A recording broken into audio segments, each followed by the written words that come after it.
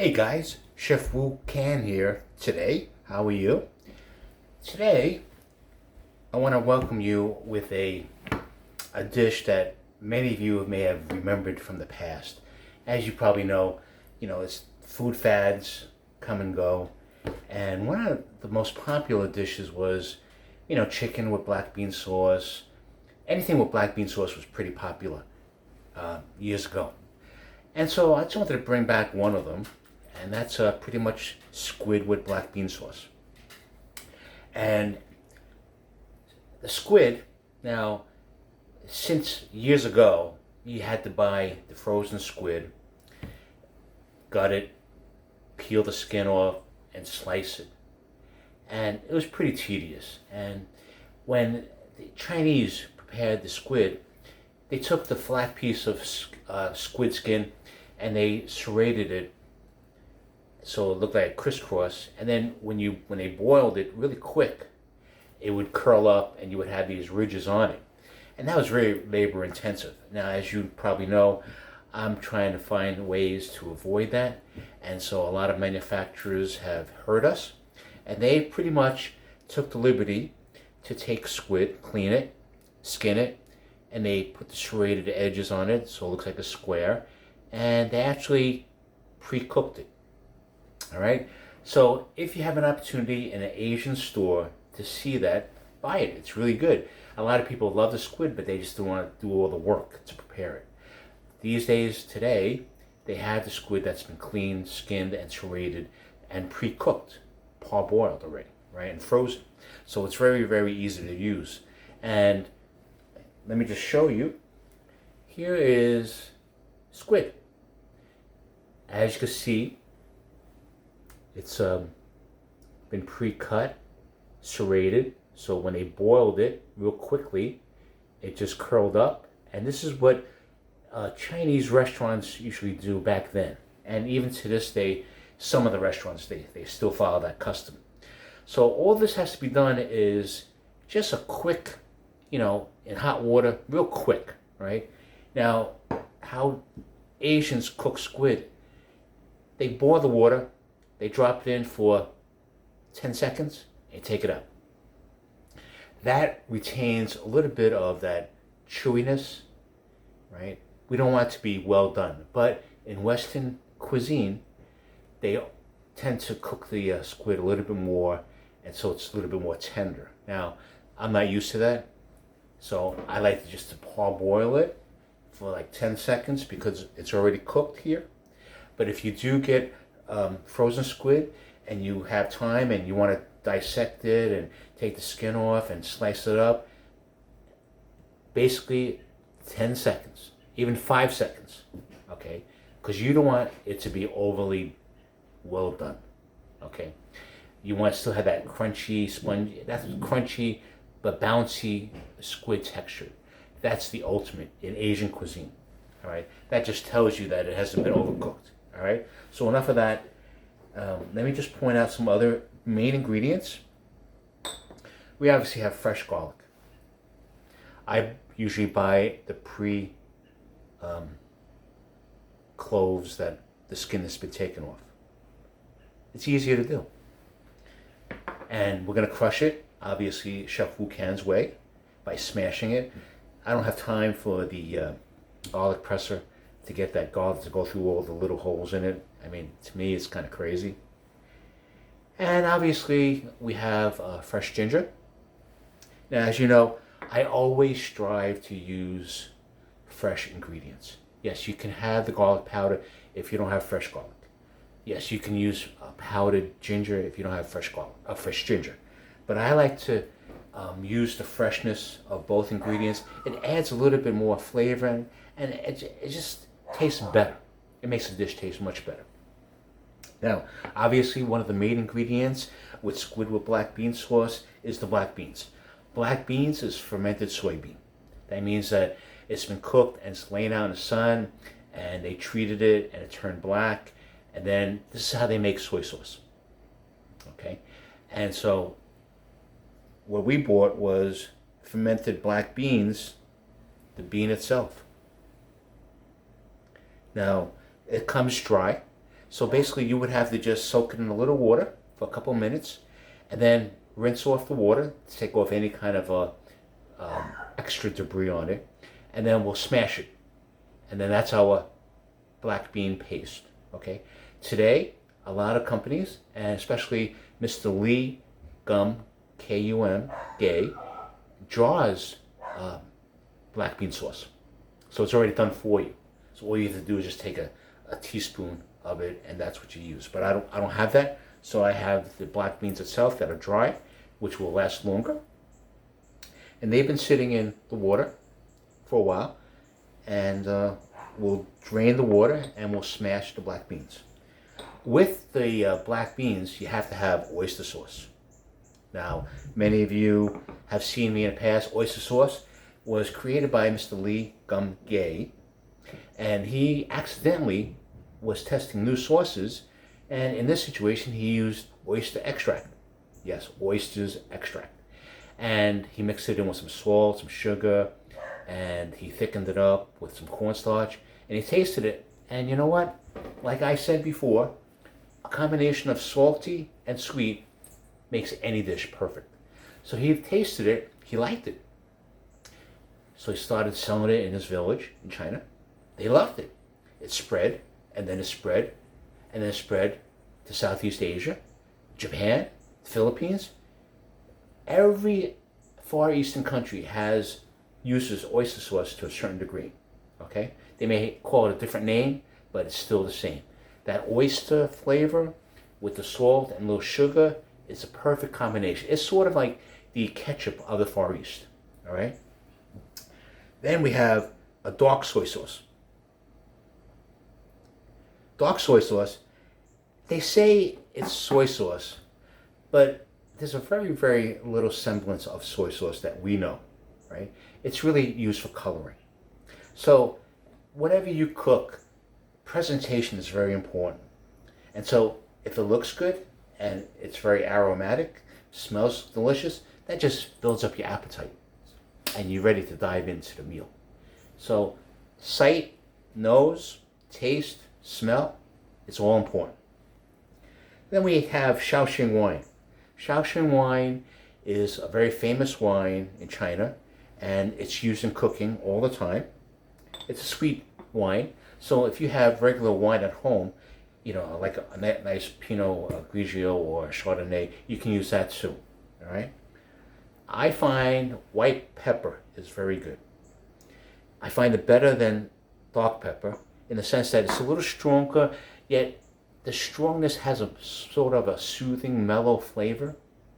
So it's not overly strong that it's just like so bitter that you just can't have. It's a very strong, mild flavor. Okay, and I feel it's better than black pepper. Obviously, we'll decorate it with some scallions. And all this flavor will add to the squid. Now, obviously, squid doesn't really have a flavor. It has more of a texture, and it may have a slight flavor. So all these ingredients are going to be put in, and it's just going to bring out the flavor of the squid. All right? So let's start. Watch me, and I'll explain. So, obviously, we have the garlic. So, we'll put a clove of garlic down here, and we have the cleaver. It's one piece, high carbon steel, right? So you don't have to worry about taking a whack out of the garlic and worry about the handle flying off, okay? It's one piece of steel, all right? So you don't have to worry about that. That's why I like it, all right? All right, and we're gonna hold it flat, and make sure you have, I'm using a wood chopping board, but whatever chopping board that you have, make sure on the bottom it's stable, okay? Because you don't want that to move, right? You want things to be a little bit more stable. So we'll just go up, and the cleaver is heavy too, right? So it has its own weight. So just go up and just go down, and then push it forward with the blade, the front blade. So we're going to use 6 cloves of garlic. I love garlic.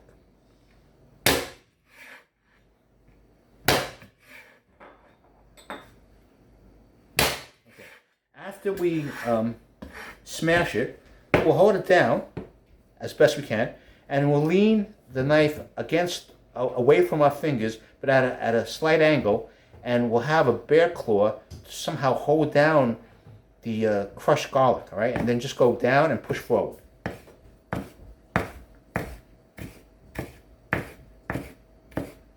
Okay. And then we'll just wipe off the blade of any extra garlic, and we'll put it back. All right. Now, as far as the ginger is concerned, now many of you probably don't know exactly how to shop for ginger. All right. So ginger comes in a big fat root. All right. I recommend that you buy the root. If you do buy it, that it's not shriveled up. If it's shriveled up, it's dry. All right. It's getting old. You don't want that. All right. And then you say, well, I'm only going to use a small piece. Okay. So you take the remainder of the ginger that you're not going to use, and you take that wine, that Chardonnay or the Pinot Grigio or Shaoxing Wine, and you get a small container, chop up the ginger that fits into the container, and then pour the wine over it. And that will preserve your ginger for a very long period of time. All right? And it's not going to lose the taste of the ginger. It's just going to keep it moist. So where you might have tried it before and you had to throw it out because it got so old, now you have a way to preserve the ginger so you can actually have fresh ginger. Okay? Put it in the corner here. Now, we have the ginger. We used the potato peeler, and we skinned some of the excess skin off the ginger. So now, we're going to slice it. So, make sure you have like a bear claw, like this, and you're going to hold it firmly down on the chopping board, and then you're going to lean your knife away from your fingers, and you're going to press down and forward. And you're going to lean the blade against your knuckle. So every time you do a cut, you're going to push back a little bit, and you're going to get a nice slice. Okay? All right. Now, we'll lean it on a side, a whole bunch of it, and then we'll cut it again.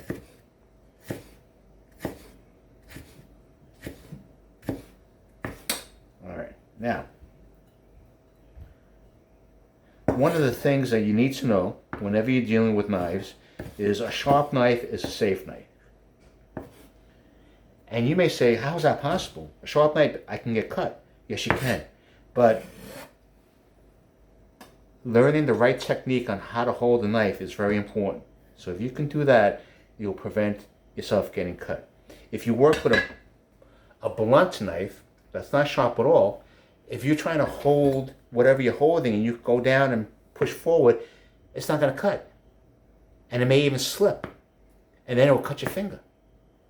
So there are many advantages of working with a sharp knife. Blunt knife, you don't want to cut yourself. And when you cut yourself, it's pretty tough. All right? So we'll take the excess ginger skin, and we'll put it in the garbage disposal in the sink.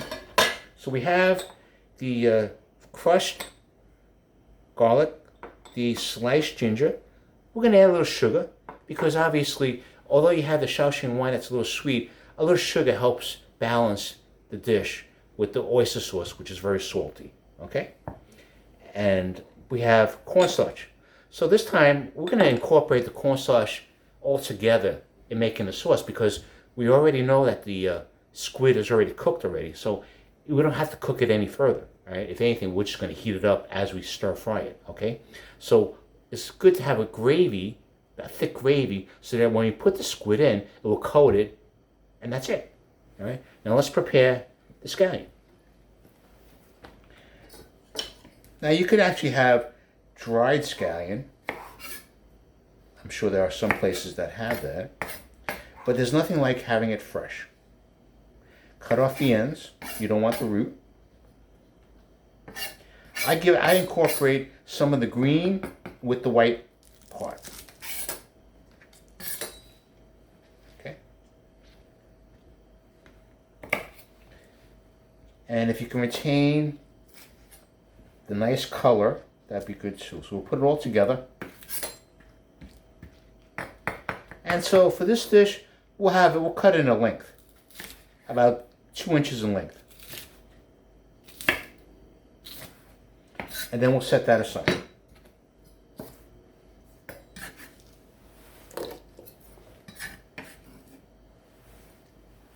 So this dish, we're going to have a little gravy. All right, not much of a gravy because we don't want it to be soaking in gravy.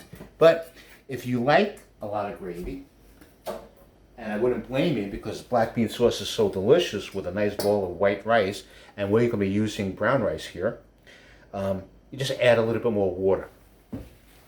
All right, and the slurry solution will help it thicken up a little bit, so you don't have to worry about that. So let's get the wok here on our propane stove. Let's get all our ingredients. Now, my way is my way. Your way is however you like it. All right? Now, see we have the black beans. We're going to drain the water out.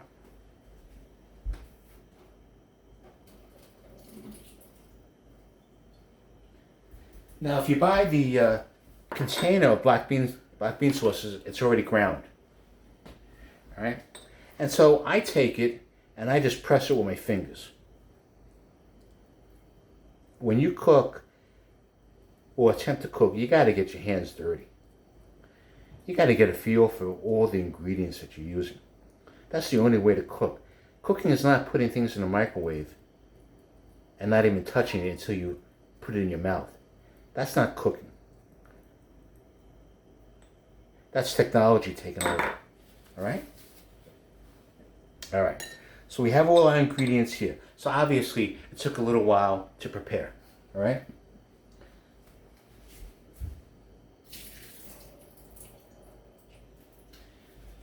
Now the squid was frozen, right? So it did defrost. So there was a little liquid. So we drained the liquid from the frozen squid.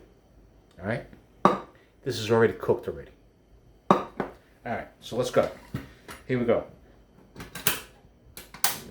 This is a high carbon steel wok, all right?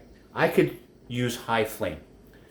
If anything, using high flame with a high carbon steel wok will create a Teflon surface, all right? Because it's so hot, it will actually take some of that flavor, take some of that texture of the items that we put in, and it will somehow create a non-stick surface.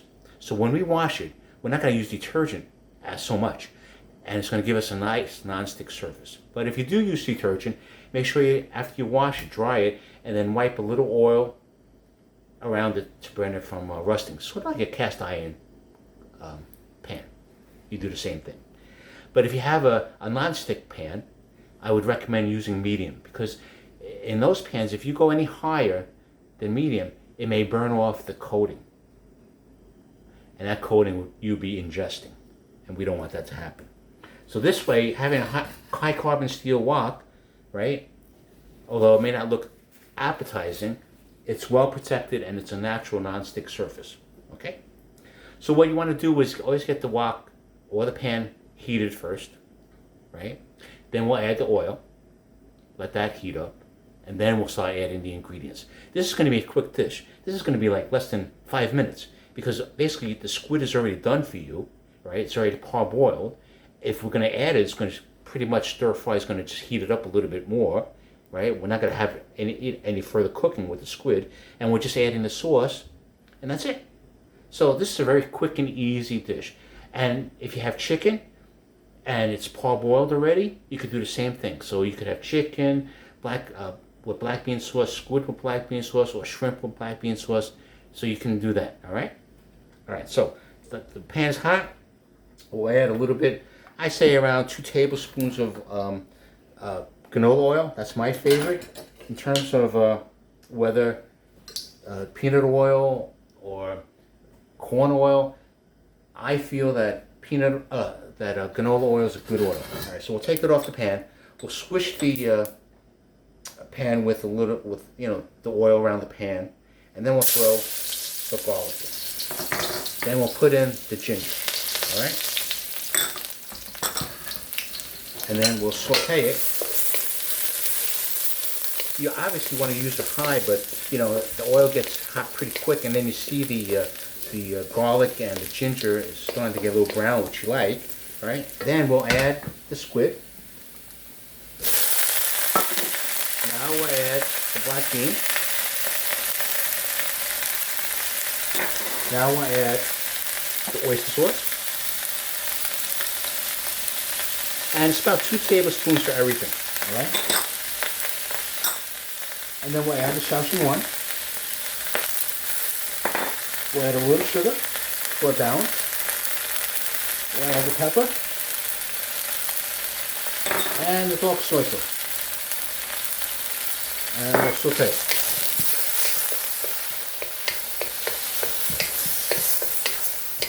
So the heat is going to heat up the squid. You got all the flavors meshed together. Okay? And we like the color. The color we like. So we'll get a little thicker. So we'll stir the cornstarch slurry solution together. Alright? We don't want it to be soupy. And we'll do it rather quickly because we don't want the squid to overcook.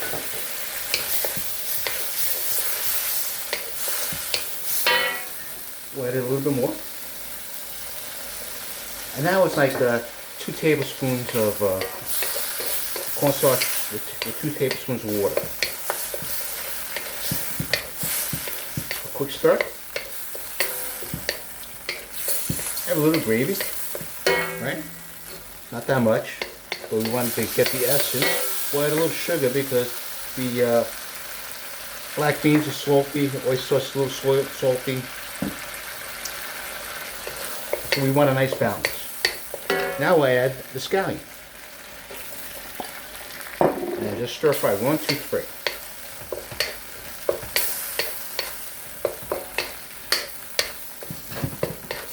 Okay. And then we'll just add it to our platter.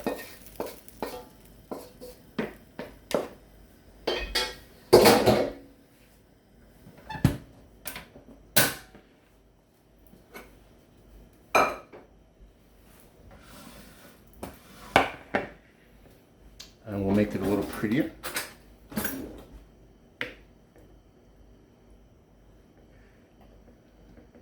Okay. And here you have it. Squid with black bean sauce. Now, if you've been following me, obviously, you know that the best part of my video is always me trying it, right? So I add a little bit of brown rice. Has a lot more fiber in it. Brown rice is where the hull is still on. The white rice is when the hull is off. All right? So we'll add a spoonful of brown rice. Okay.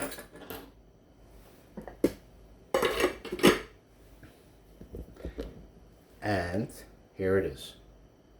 Quick and easy. So the serrated squid makes it look more presentable, makes it look more fancy, you know, rather than just have the flat skin curl up, you know. So it gives it a little bit more class, I would say. All right. And we're ultimately going to take the taste test.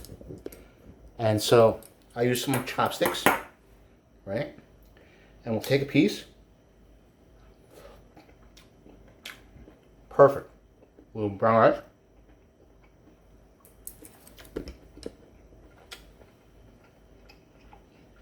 Delicious.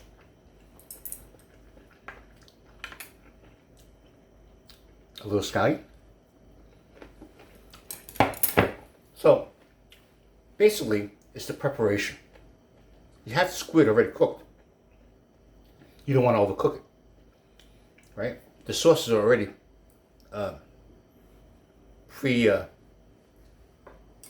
prepared already in a dish. You throw your aromatics, the ginger, the garlic, toss it together, let it infuse in the oil, throw in the squid, throw in everything else, add the cornstarch, thicken up the little gravy, less than 5 minutes, quick and easy. Here it is again. Here. So delicious. This is a meal in itself. And you can really be able to appreciate the squid that's not overly cooked. it bothers me when they overly cook the squid. Not the same. It's not vibrant. It's sort of like blasé, overly cooked. Well done.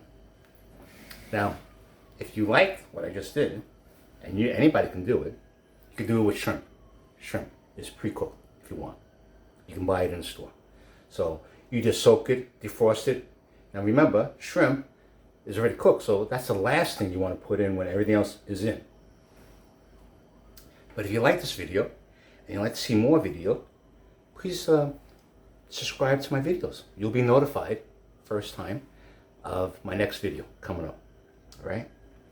And obviously we're at the peak of summer, and God forbid the Delta variant won't jeopardize the rest of our summer, but if you do some grilling, I have on my Etsy page at chefwucancollection.etsy.com, I have a crunchy garlic chili oil relish.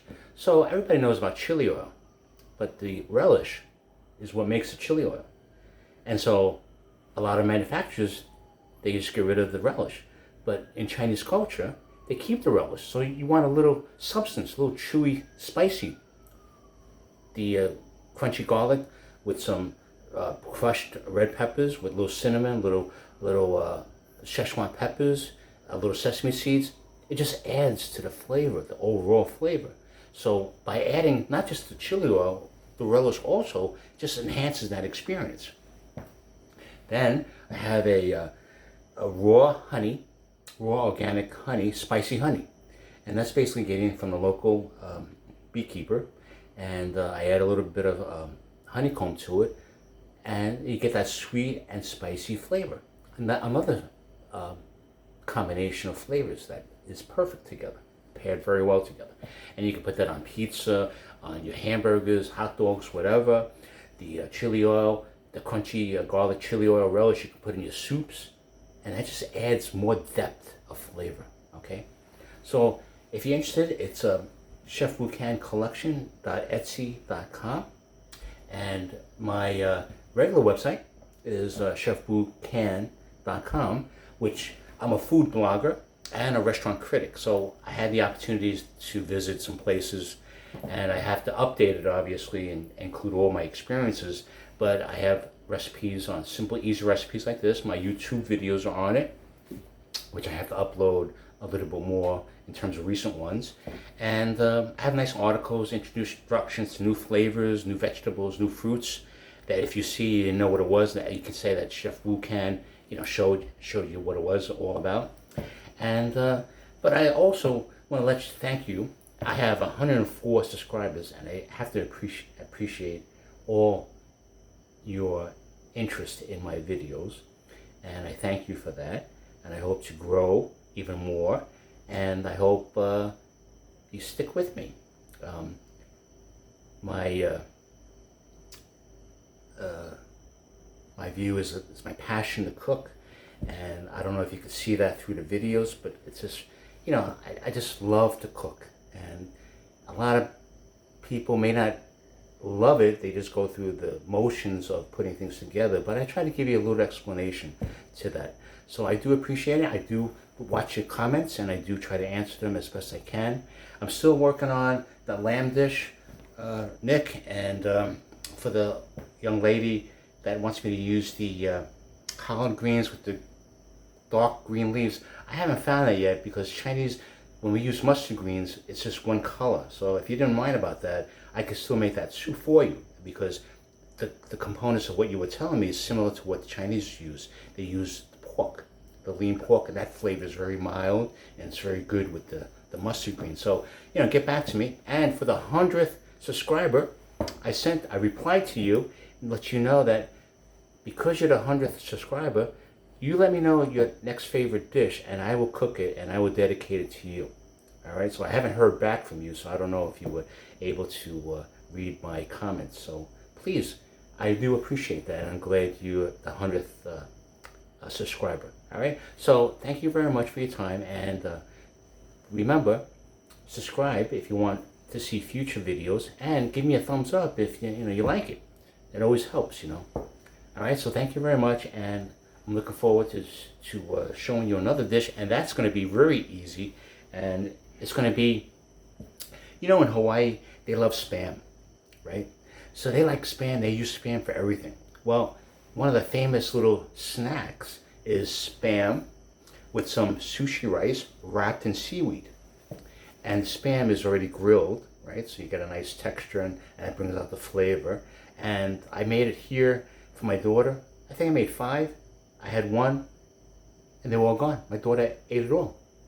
So I think that's going to be a real hot one. So I just have to buy some Spam, and I have the seaweed, and I can make the sushi rice, and I'll show you how to make the sushi rice, which is very easy. There's no magic, there's no mystical process of making sushi rice. All it is adding vinegar and sugar, a balance of both, and mixing it up in rice. And you don't have to buy sushi rice. It could be just regular rice. All right, and I'll show you that. All right, so that's my next one, definitely, because I want to show you guys so you guys can enjoy it, show your family, present it to your family.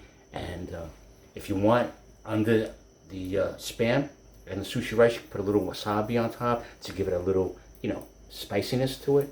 So I'll show you, and stick with me, all right? So thank you very much. Chef Wu can, you can too. If Chef Wu can, you can too. So if I can do it, anybody can do it. And I hope that I'm able to explain it so you can do it yourself. Maybe not in this kind of weather right now. It's kind of a scorcher. But when the fall comes, maybe if you have more time and you want to try to experiment, hey, I'm on YouTube, as you know. Okay? So thank you very much, and I'll see you next time. Aloha. Bye-bye.